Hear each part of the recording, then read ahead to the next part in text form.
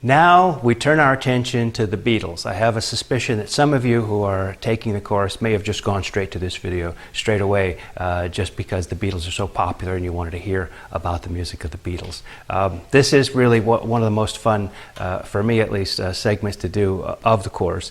The Beatles, a lot of people know the story of the group, formed in Liverpool at the end of the 1950s.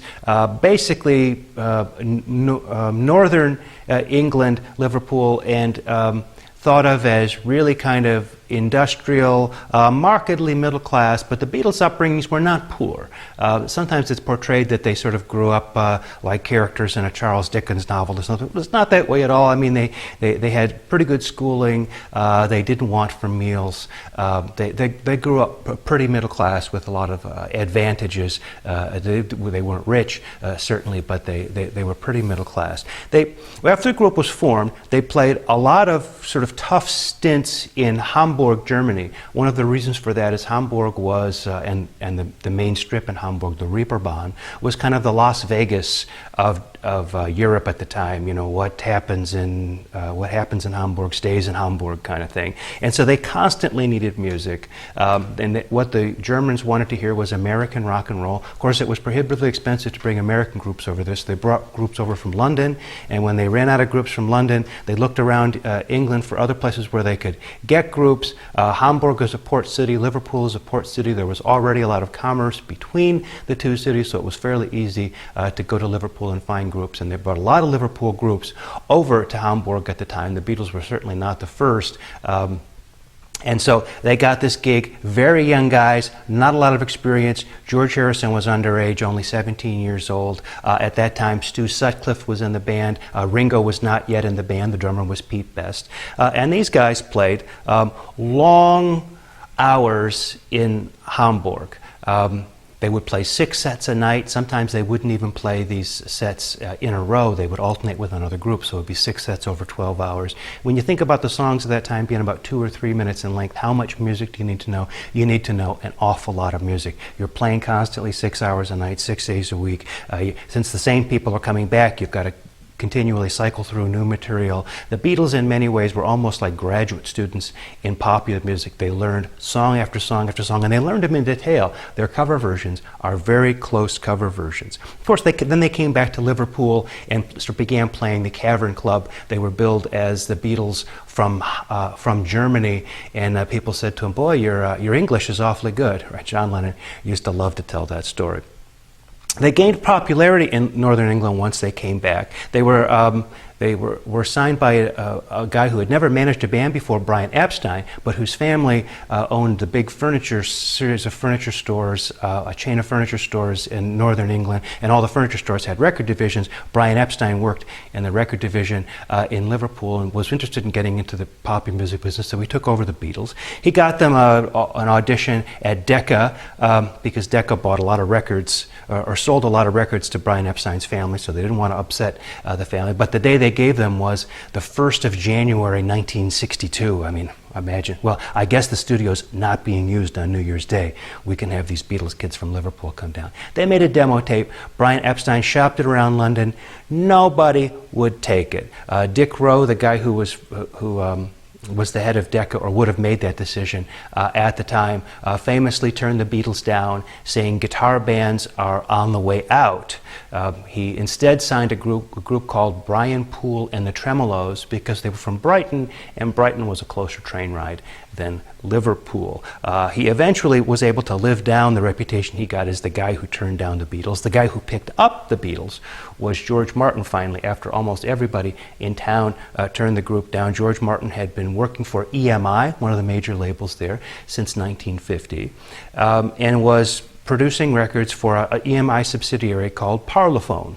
And so George Martin saw something in the group and began to work with them. Eventually, Stu Sutcliffe stayed back in Hamburg. Pete Best was replaced by Ringo. And by late 1962, later in the end of 1962, the Beatles had a okay hit, I think it was like a number 17 hit, with Love Me Do, and then continued to have much more success into 1963 with Please Please Me From Me to You, She Loves You, and then eventually by the end of that year, I Want to Hold Your Hand. 1963 really is the big year for the Beatles. In the summer of 1963, things were going so well that the British press coined the term Beatlemania.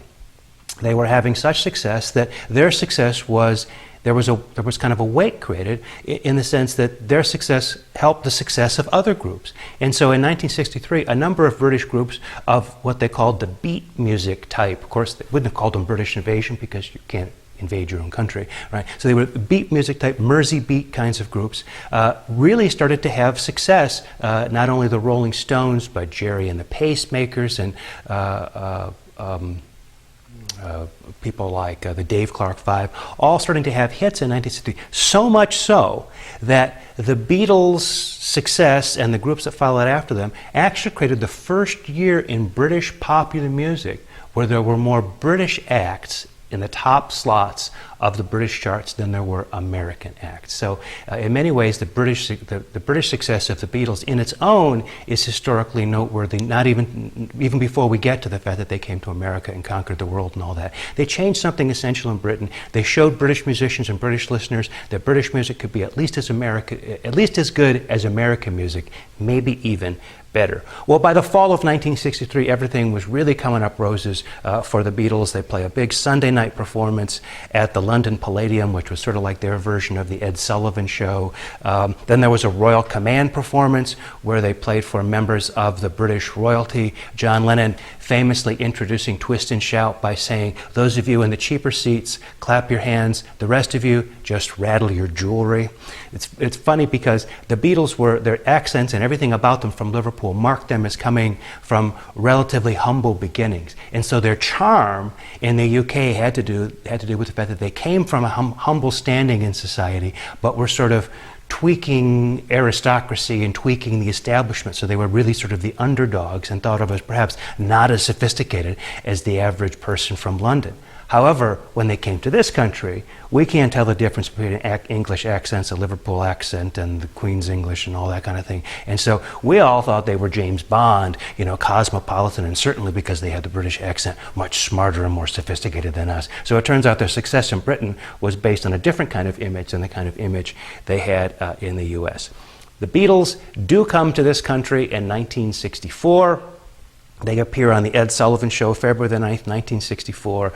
That was the big show to be on, remembering that there were only 3 major networks at the time. This Ed Sullivan Show was a show that had really good ratings. It was a fantastic thing. They played 3 weeks in a row. That first week, February the 9th. The next week in Miami. I'd always like to take the show to Miami in the winter time. And then they filmed a performance that was played the week after that again. So they were on the show 3 weeks in a row. It went extremely well. That first performance is famous, is the famous one.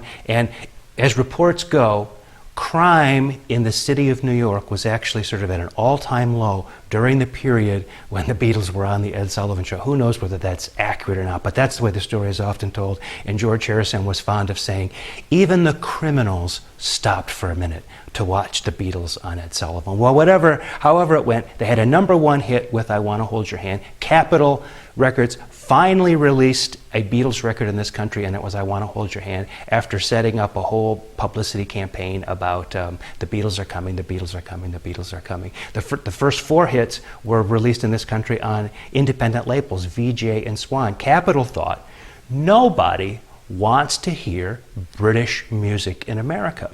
So they finally had to be forced. They actually are the subsidiary of EMI. They're owned by the EMI company that owns Parlophone the Beatles were on. So finally they were sort of forced to bring these records out. And when they did, and put the promotional campaign behind it, and the Beatles appeared on Ed Sullivan, then all of a sudden we had something that was bigger than anybody imagined. And it turned out that the next Elvis was not from America at all. It wasn't the folk revival, it wasn't teen idols, it wasn't surf music, it wasn't girl groups, it wasn't any of those things. The next Elvis was the Beatles, and they came from some place that had never produced that kind of an act in this, that kind of a business effect in this country at all.